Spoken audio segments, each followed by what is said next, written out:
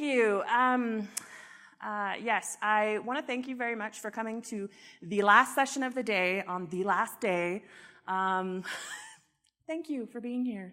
And to talk about outcomes. So I really hope you get what you want, what you're looking for in here. Yes, I am the reigning, whatever that is, champ of karaoke at InstructureCon 2 years ago. They had a karaoke competition, and I won the top spot, so I won an iPad, and it was kind of neat. But I don't really do that professionally. So what I actually do is an educational technologist, which means I wear about 17 hats for my institution. I'm a part of the Washington Consortium, so it's a state board consortium of colleges and technical colleges and things like that. And so we do not have a lot of people to do a lot of things. And you're going to see a little bit of that in this presentation. I'm also a weird presenter, by the way. I do not stand still. I do weird things. I did the same thing when I was teaching, and I occasionally break into song. So, yay, you're in for an entertaining last session. Okay, so if we're on, that helps. Okay.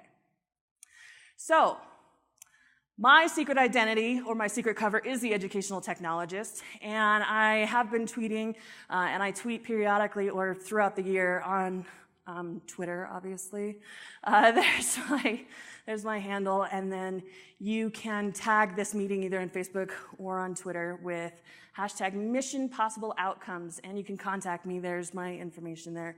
I also have some business cards with me if you want any follow-up after that. All the images in here, including the ones for the bullet points, are all public domain from pixabay.com. So, a huge proponent for open education. All right. So get ready. Maybe. It didn't do it. Where do we click the button? All right, I'm having technical with a Mac. Just click the center.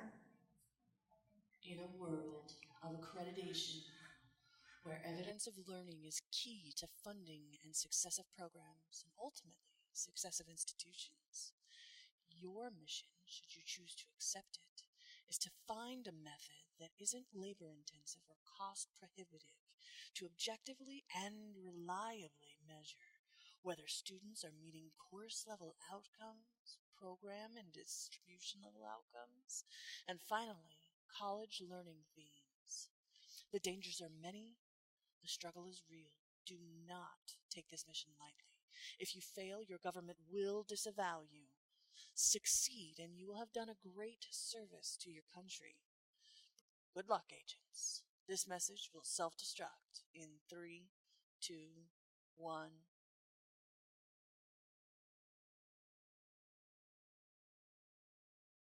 That it's like synergy. It's amazing. Almost like I planned it. So, outcomes. We know that they're important. Everybody talks about them. It's mandatory and incredibly important for accreditation. Its funding is being more and more based on tangible evidence of students are learning, that they are learning or that they aren't learning. And then also, occasionally, we like to try and review our programs and our courses and kind of determine whether or not they're effective or if we need to revamp them.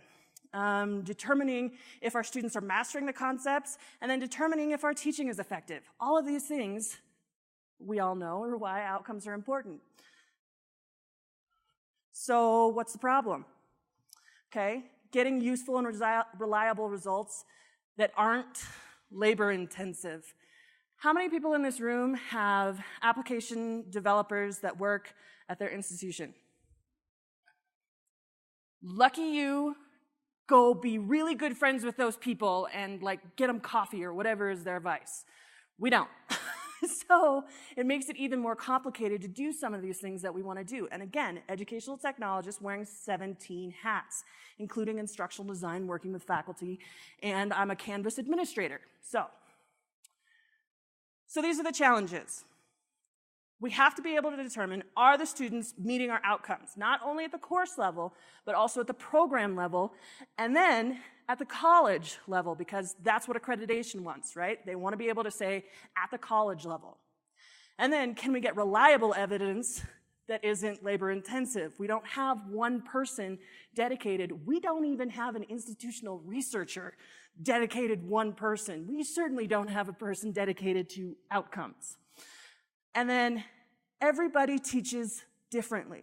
If ultimately what you're going to be able to do is pour these all into a funnel so that you can compare all of the courses, how can you do that? How can you compare apples and oranges if everybody teaches and grades differently?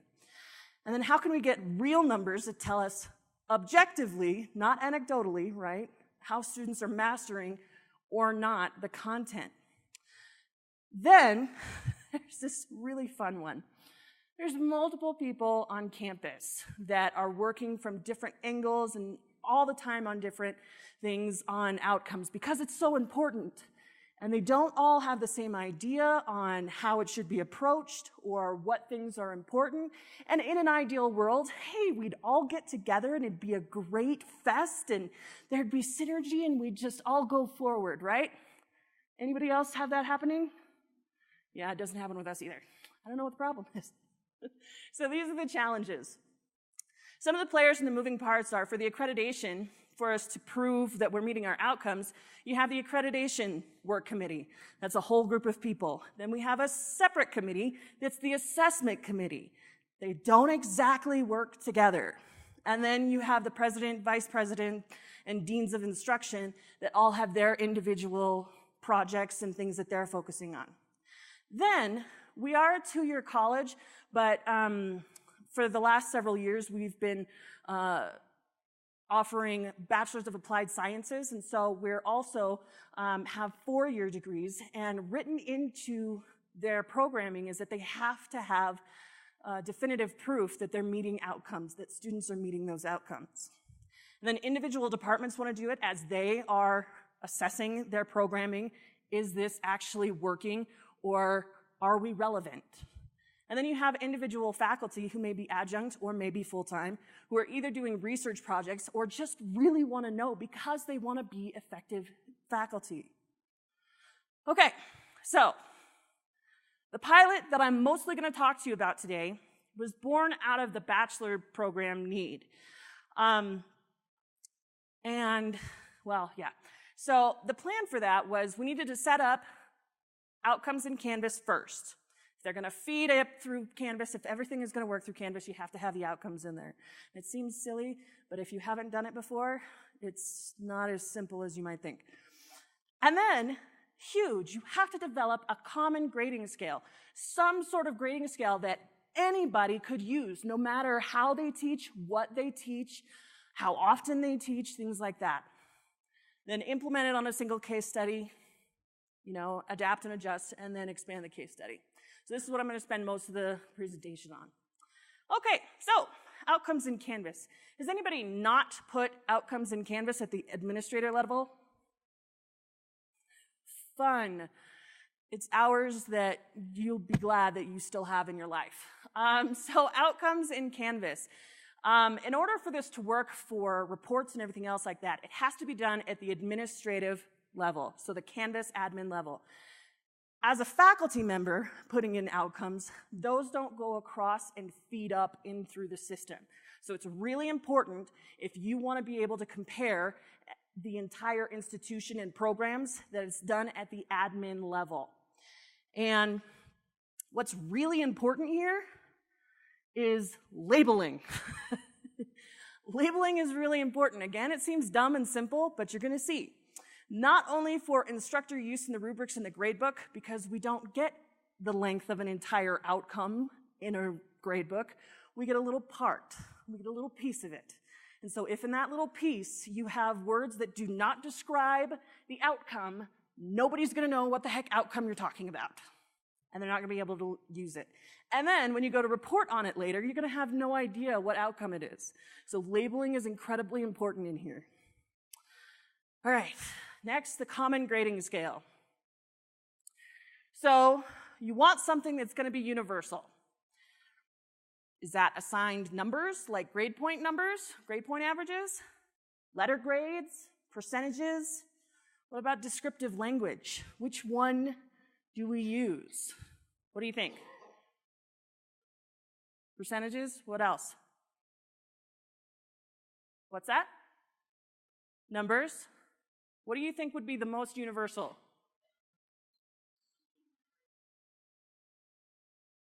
All of them. Right? Because everybody grades differently. So, if you create a matrix, a rubric like this is what I created, where you do have, let's see, right up here, you have the very general terms of, okay, mastery is set at 3, which was a huge thing for several teachers. They're like, no, mastery is an A, like an A+. No, 100% is not where you require students to be, right? So that one has been a little bit of an interesting challenge.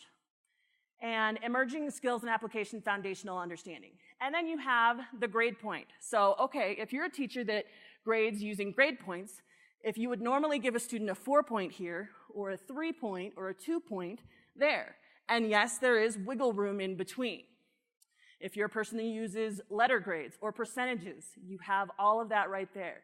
Then if that's still not enough and you still need something a little more descriptive, you need descriptive language that will still be universal across no matter what course it's used. So you cannot use language that's specific to any content area.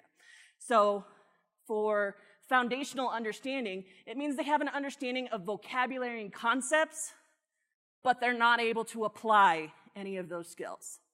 And then going up, they have an understanding of the vocabulary and concepts and can apply some or inconsistently. And then mastery means that you can apply them and applies majority of the skills consistently. So again, it's still talking in general terms, and so you can apply this to many different courses. And then down here I have this note for the points. These points don't necessarily mean anything. Some faculty were really concerned about messing up how they grade their point system and things like that.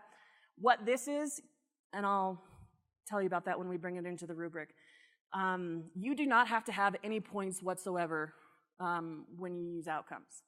What this does is it teaches the computer which one is the least likely and the most likely. That's all that is right there. Okay, so, yes.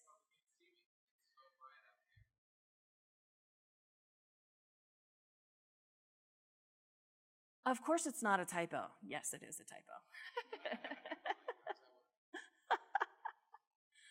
Perfect. How many introverts are in the room? People who don't like to raise your hand? Yeah. Okay. I'm one also. Anybody else suffer with anxiety? Who also don't like to raise their hand? Hi. Yeah, I'm one of those too. But I also present a lot, and most people never guess that I'm an introvert. They're like, no way! No, I totally am. So this conference is always fun for me. No, it really is very great. So the next step is you have to determine not only where you're setting your mastery at, but then you have to determine the calculation method. And if you haven't explored this before, there are several options, and if you're not a math person, it's okay. They do give a little bit of an explanation here, and you can even research a little more on it. So the 4 types that they have are decaying average, n number of times, most recent score, highest score. What that means is, if you're thinking ahead to this outcome being attached to an assignment in a course, if you only use this outcome one time on one assignment in a course, that's going to affect differently than if you use this assignment or this outcome 15 times in a course on your calculation method. What I decided to do was leave it as the decaying average, because then you are going to get an average, and it is a decaying average, so that theoretically, as the student performs on the outcome, theoretically, the most recent time that they've performed on the outcome is going to be the best. But it's not the end all, right? You can affect it by saying it's only worth 65%, and then an average of all of the other times that they've been tested, that's a smaller percentage. The reason I decided to do that is because people grade so differently. So not only for the people who are only going to use this outcome once in the class, but also for the people who are going to use it 15 times in the class, it'll still give them an accurate representation of what the students are doing and how they're mastering. Then you have to pull the outcomes into the courses. You can do this as an admin, or way better, teach your faculty how to do this. And then from within the course, when they click on outcomes, they just click on find outcomes, and then they import the one that they want. Here's the first place where labeling really matters. You have to be able to have a label that instructors know what the heck course they're importing. So ours is based on our course numbering system. So for instance, BTech 101, instructors know what that is. Then when they pull it in and they can see what it is, we have numbering systems. And say this is the first one, the second one, the third one, just because when we report later, it's much easier that way. And then this is just a 1 to 2, just a couple of words that describe what the outcome is. Again, you cannot have the entire outcome as the title. You're not going to get it. So it has to be some key words that are going to clue the instructor into what is that outcome so that they can recognize it. All right, so now you got yourself some outcomes. You gotta do something with them. You can add them to an assignment that doesn't have a rubric already, and by simply adding a rubric there and finding an outcome, you can pull down from those outcomes that you imported. And then here's where you can determine, yeah, don't use it for grading or not, okay? And so you can have the only piece of this rubric is the outcome itself. Or you can add it to an existing rubric. Say you have your English instructors who have established rubrics that they've been using for years and years and years, or even quarters or semesters.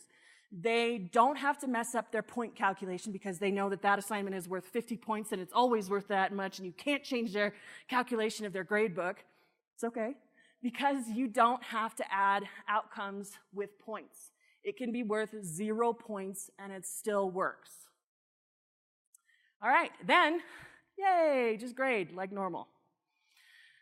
Now it's time for the reporting part, the super fun part. So what we're looking for is we want the course level. We want to see, as a faculty member, I want to be able to see how are my students doing in this specific course. Then I want to zoom out a little bit. And either as a dean or as a program head, I want to be able to say, how are we doing with our program level outcomes? And maybe, you know, how those individual courses are fitting into that. And then as a vice president and as a president, I want to be able to zoom out even further for accreditation and say, here's how we're doing objectively with our college level themes. All right, so what do we already have? If your institution hasn't turned on the mastery gradebook, please ask nicely, but have them do that for you, because already at the course level as a faculty member, once you have outcomes in and you attach them to rubrics and you're using those to grade, you get this automatically. You don't even have to do anything, and this is already there. And it gives you a breakdown from each student on how they're doing, just in colors, and it gives you over here, exceeds, meets, near, well below.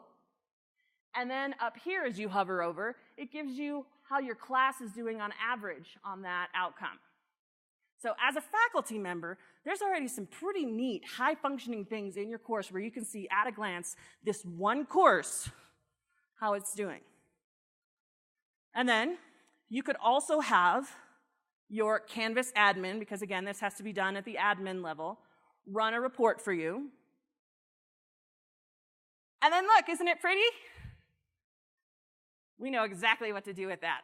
We can compare everything with that. All right, maybe not. No. Is it too late for Excel humor? Okay. So, pivot tables. Pivot tables are amazing. They can make things so incredibly easy for you. Pivot tables and sliders in Excel, because it takes this gobbledygook and turns it into something that is way more meaningful. So what we have over here is we choose the course, because we have a couple of courses we could choose. And then over here are the actual learning outcome names. And see again how the numbering, oh, that's really helpful. Which one are we talking about right there? And then here we do have, you can see all of the stats, and if I scrolled down, you could see more of them, but they're numbers. So if you're a number person, that's what you look at. Most people like the graphs, because at a glance you can see, okay, here's what you're doing there. All right. So now you ready for the program level and the college level? I was gonna say, you don't seem that excited. Okay. Me too! So right now, you can see it's a little, there's a little blood spatter, so it's a little bloody right now. Remember we were talking about that not a lot of time, effort, and things like that. We wanted something that wasn't labor intensive. Right now, the program levels is still a little labor intensive. Because what I had to do is with this, I had to go and identify, because there's not a space for it yet in our Canvas instance, to put in, all right, programs and departments. All right, I'm going to label each of these that. And then I had to go create my own database inside this same workbook of the program level outcomes, because we don't have one that's electronic. Okay, that's a problem. You can't get two systems to talk to each other if they don't speak the same language. Analog and digital, not so much. And then, once I did that, I was able to get, okay, as a program for the Associate in Science, Business Administration, that's what that one stands for. There's too many acronyms in higher ed. Anyway, that this is how we're doing on the outcomes. So it is possible, but it is really bloody right now because it's labor intensive. Now the good news is college level things are easier once you have that first part done, because these are already, there's fewer of them, right? And of all the hundreds of courses we offer, they all link to the same 5 themes. So that one makes it easier. And that one we could easily see that with our reasoning college level theme of the courses that we had in there, our average outcome is 3.76. And since our mastery level is at 3, we're doing pretty good. Question?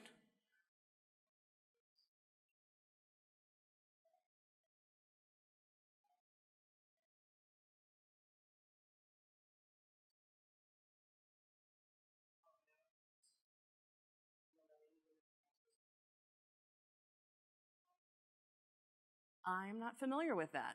They were asking about common outcomes and putting that in the Canvas instance.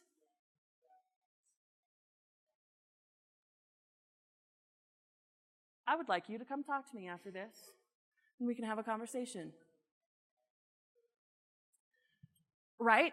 Tons of people are working on this because it's so important, and it's labor intensive. So, other related projects. Remember I told you there were other players in the game, other people who had stakes in it. So we had an adjunct instructor this year who wasn't satisfied with the mastery grade book. It wasn't telling them what they wanted. So, luckily, she's married to a programmer. And he works at the college also, and they have interns who are working in the computer skills lab. So they're doing the coding. And what this is, some of the highlights of this, Instructure created for the course level outcomes. And so these are all the course level outcomes out here. And you can visualize all the outcome scores on all assignments at once. So down this pie slice are all of the outcome achievements for that outcome. All of the achievements for that outcome, there we go. And then easily identify areas of weakness. Red means bad. Okay, I know that one's bad.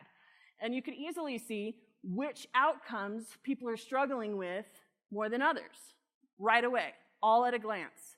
And then it also determines outcomes using coefficients. This was an English instructor, and what she wanted to be able to determine is that some assignments or some outcomes carry more weight than others. And she wanted to be able to determine that in her grading. So this code, which won a state award, somebody from Washington State help me, the Connie Broughton e-learning award. There we go. So it's award-winning. But you can find out way more information about that, including the code, which they're going to be making available and stuff like that, by contacting them directly there, Alicia Williams and Gordon Gull. So moving forward, crowdsourcing.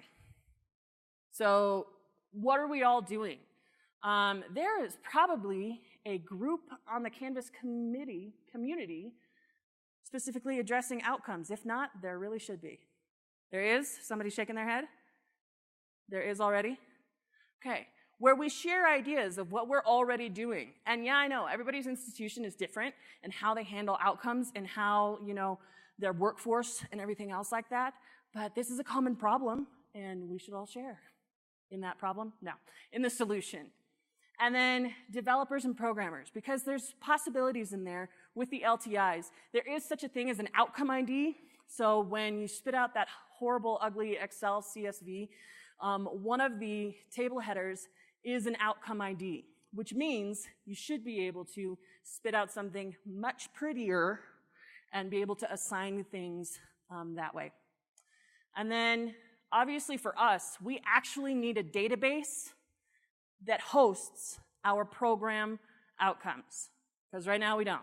They're all in PDFs that are on our intranet. That's the only place they are. So, and then other ideas, like for instance, this outcomes at the course level that everybody has access to. Yeah, I'm asking you now. Hopefully you didn't come here just to get answers from me. No? Okay, well, I feel better that I don't have all the answers because you don't either. Yes.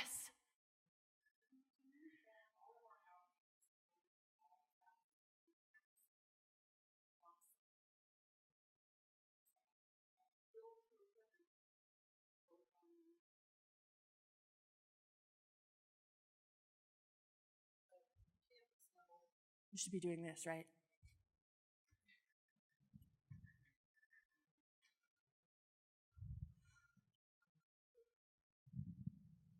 I think you're good now. Is it on? Yep. There. We put all of our outcomes on all three levels, the campus level, the program level, and the course level, out for everyone to hear and see and find, because we have people who are pulling English outcomes into their chemistry class. And so I know that there are some colleges in Washington State and other places who have pulled them in on a sub-account level. Mm-hmm. And, but we decided that, of course, when it first became available to put outcomes in, we struggled with whether or not we would make it available only for departments or divisions, and we decided to do it so that everyone can get into it. We are also still working with, after 4 years, with Curricunet and other curriculum committee software applications to get an absolute, the unique IDs, and to link them in so that they coordinate with Curricunet. Still not there. Close, but still not there. And because the only way you can right now in Canvas is to pull through an API call or an SIS import. You can only pull it into a course. You can't pull it in on the administrative level. Yeah. So you said you have your program level and your course or your college level also? Yes. So do faculty have to pull all three levels into their course and into their assignments then? No, that's above my pay grade. We are not a universal adopter yet. The programs are not. But everybody could So in my courses, for example, I pull in all 3 levels: the degree learning, the program learning, and the course learning outcomes into my courses, and then I build them all into the rubrics the way I need them for that particular program. And then as a faculty member, as you're grading and using your rubrics, you have to grade 3 different times basically for one outcome, right? So here's the course level outcome, here's the program level outcome, and here's the college level theme? Mm-hmm. Yes. Okay. Yes. I have a quick Is there question. a runner? Oh, Well, yes. I have a microphone. How did you get all the faculty to put the outcomes? Because all the faculty had to all grab them and figure out, all that. Good question. So remember we started with a smaller test case, and we had to do proof of concept. And then we offered workshops during our, I'm losing my words, in-service. There we go. It's the end of a conference. During our in-service, and we had a larger group of faculty from all different kinds of disciplines that were interested in it, and we walked them through how to do it, and then we did checkpoints with them of like, hey, so where are you at with this? Have you done this? Here's what it looks like so far, and that kind of a thing. And so what we need to do is, before we move on to expanding the test case because right now we have about 15 faculty that's doing it. Before we expand the test case, we need to solve some of those other problems, like having a database that actually has our program level outcomes in it. So it's a small sample right now. Yes. Yes, and I know we had a question also in the back. Do you think that the way to go on this at the moment is to, get people involved in it at the levels that we can, like at the course level, and wait for Canvas or Instructure to develop out the things that we need for reporting? Or do you think that we should be looking toward LTIs? That's a really good question. I think the answer is it depends on your institution, and it depends on the climate. Well, but if we do it ourselves, if we go through LTIs and then a year after that, and we spend all the money doing the LTIs and getting everybody on board with it, and then a year after that, Canvas comes up with a solution. Which is exactly why I mean it depends on your institution and the culture there and the money base and the time there and the kind of natural talent that you have there. Maybe you have web developers and stuff like that. Because at our institution, I think trying to find a solution, even while somebody more capable with more money, more resources is also working on it, it looks better to our accreditors. We're not there yet, but we are working on it.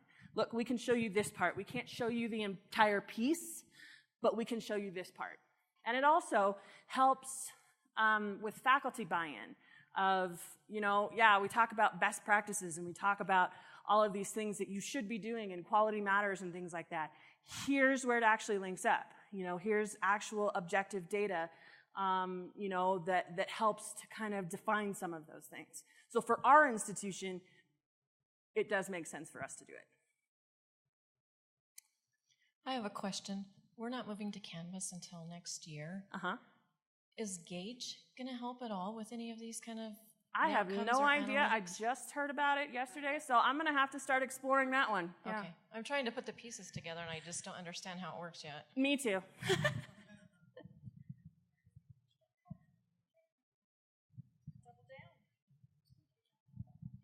So I'll do my best to articulate this, and if nothing else, maybe prevent confusion in this community down the road. We're a business school, externally accredited. And I just want to confirm what I think I understand. The marking that's occurring is first level. You're aligning both what the faculty are doing in terms of grading student work. That then is directly feeding into your reporting up. Right, correct. So for us, we have to have and I'll use the word audit, we have to have an external audit. What we need to do is export out student evidence, and it needs to be regraded against a rubric that is completely independent of the faculty and the instructors. Wow. So as a business school, we're going to start coming into this space, and we think Gauge is going to help us, but we're not sure. But I just want to, so the question I was going to ask is, do you know how we can do that? But my understanding is right now, Canvas can't do it. I guess it really depends on, it's not a simple answer. It really just depends on a lot of the parameters going in. Do you have access to those rubrics ahead of time? Do you have, you know?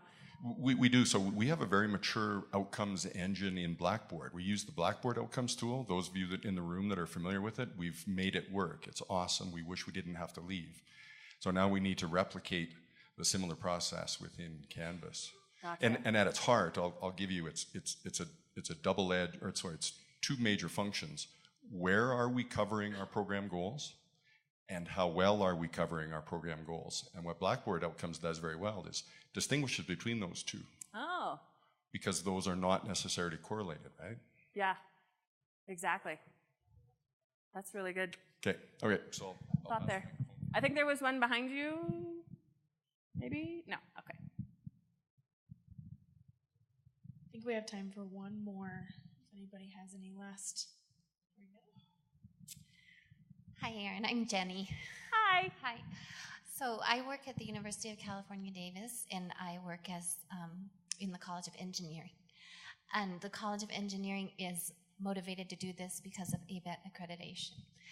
Those outcomes are determined outside of the college through the accreditors. I've been working on a pilot project with outcomes in Canvas this last spring. The greatest measurement tension, the greatest problem is that, and many of you may find this, really comes to the heart of what instructors believe they should be doing in the classroom. So, an outside body is saying to us, to instructors, these things matter. And the real challenge becomes, can this group of very talented instructors and researchers agree on what does it mean to communicate? What does critical thinking look like? Can we agree? Because I did not find the difficulty in Canvas. I find the difficulty in coming to the validity of these measures and deciding, are we looking at the same thing? And you kind of addressed this early, Erin, in that when you're building those rubrics, can we all buy into these rubrics? Do we believe that we're doing this in our classrooms? So when I hear about different levels of assessment, I think that might become the real problem for many programs. Having outsiders come into our classrooms, assessing on something that we really didn't agree we're doing in there. Yeah.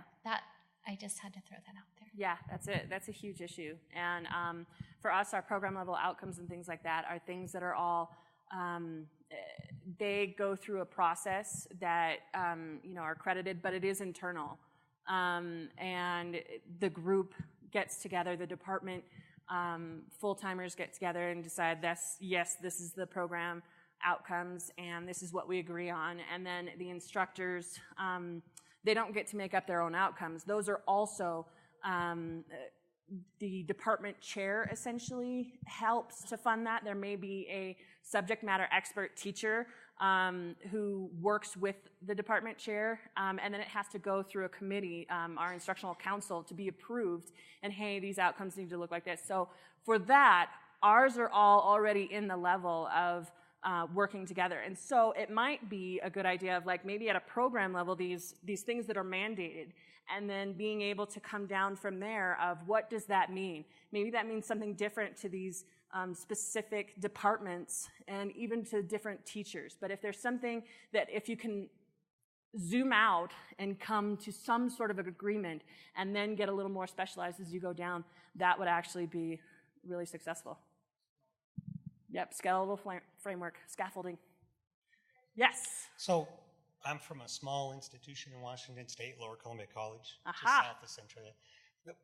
That's kind of the way we did it. As an institution, we got together and hammered it out, all the faculty, because there are, less than 100 of us, so we can agree on things eventually. And so we have college-level outcomes that we all agreed to. It's all voluntary to use them at this point. I mean, every program is supposed to be doing college-level assessments. So what we did is we put those in Canvas in the common, there's a common outcome space Yeah. that anybody can access. So we got a group of outcomes for college level, and then every program, if they want to have outcomes, Because which you they're guys have supposed to, sub-accounts, right? Yeah. Okay. We put those so that, like, my program's a business department, and so we have outcomes for the department. And then I'm in the computer science program, so we've got outcomes there. And then as an instructor, I've got my own. So when I build my rubrics, I pull from each of those. Yeah. If you don't put them in the common space, the ID numbers are different, even though it's the same outcome. So that's number one key. Okay. And then we're just talking about what direction to go in to deal with running everything back together.